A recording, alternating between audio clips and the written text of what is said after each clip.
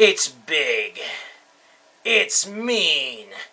It transforms. And it's pulling a little Red Rider wagon? What? So here we have the Psycho Gundam, fully displayed. By it is the extended Mark II AUG version. Little extras that this comes with is a nicely painted figurine of 4 Murasame from the New Type Labs. She's made of a soft PVC plastic. Head doesn't turn or anything, she's just there to look pretty. Or to be used as a club in the Psycho Gundam's hand. Uh-oh, runaway thumb.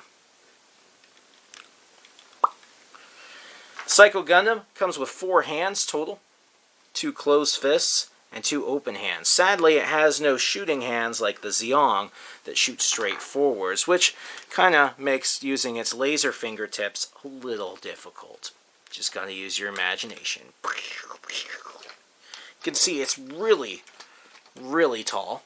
This is about 4.5 inches tall, maybe 5. You can see the Psycho Gundam is very large. The only thing that really daunts it is the Big Zom in terms of height. The Dendrobium GPO3 is the biggest of all MSIA figures. It's got a decent amount of articulation, like it transforms, but it moves pretty well too. So we have this ankle joint here. We have a knee joint. It's kind of limited in the knee a little bit, but that's okay. The transformation bit in here isn't so loose that you can't actually make it walk. So if you wanted to do stop motion animation, it would be doable. It moves down in here. Typical ball joints. It's basically a giant MSA action figure. Its boosters move just a little bit. The arms have a 90-degree turn, and then they can go backwards some. The hands, it's not exactly a ball joint, but they can go like this. They have this extra joint right here. You can see how the hands fit in. The hand can also turn. The antennas are what you really have to watch out for. They're on these tiny little ball joints.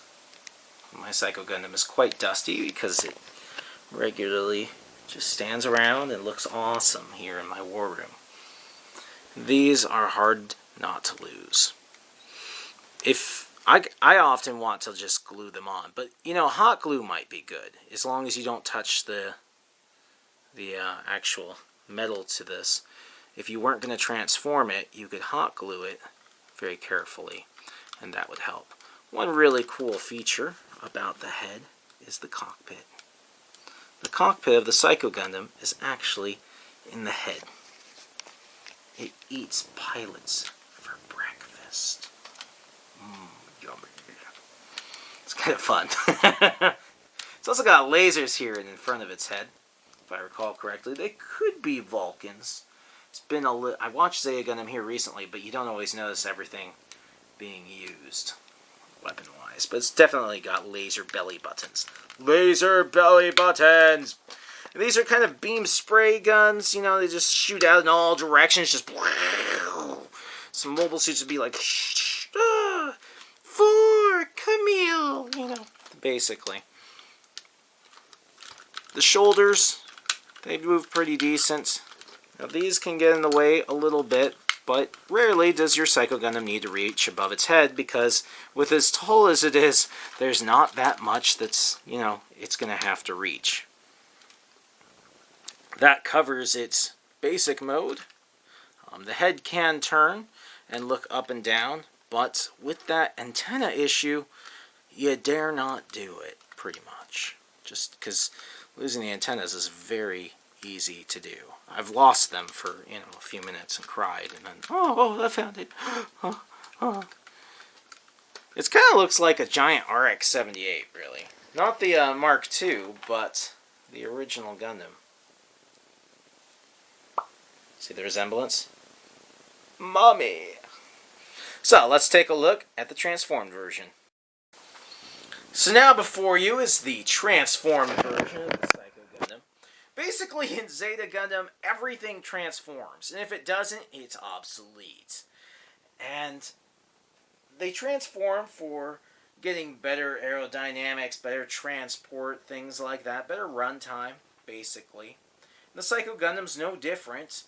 Being a huge monstrosity that needs to walk through a city slowly and things like that, it's not really built for running as far as we've seen in Zeta Gundam.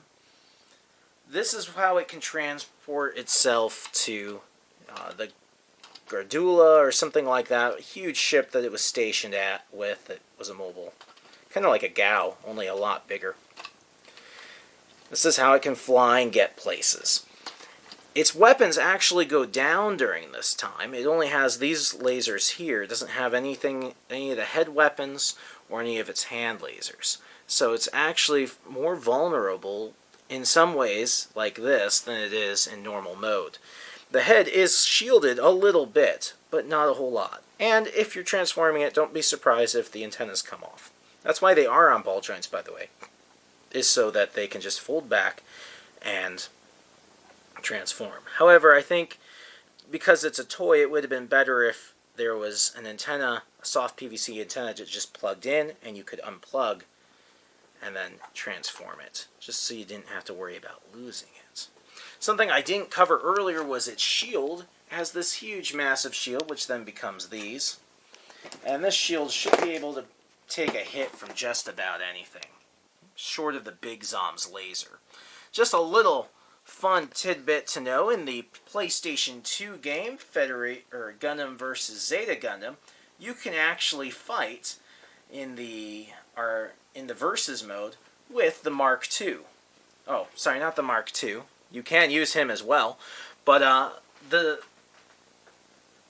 Psycho Gundam, and you can also use the Psycho Gundam Mark II. And one epic battle is to watch the Big Zom fight the Psycho Gundam. That's a lot of fun. Well, I hope you've enjoyed this toy review. Make sure to check out our eBay store, Gundams R Us, your favorite arms dealer, where they have all kinds of cool toys, not just Gundams. And please like, favorite, and subscribe as I post a new video nearly every day. See you guys tomorrow.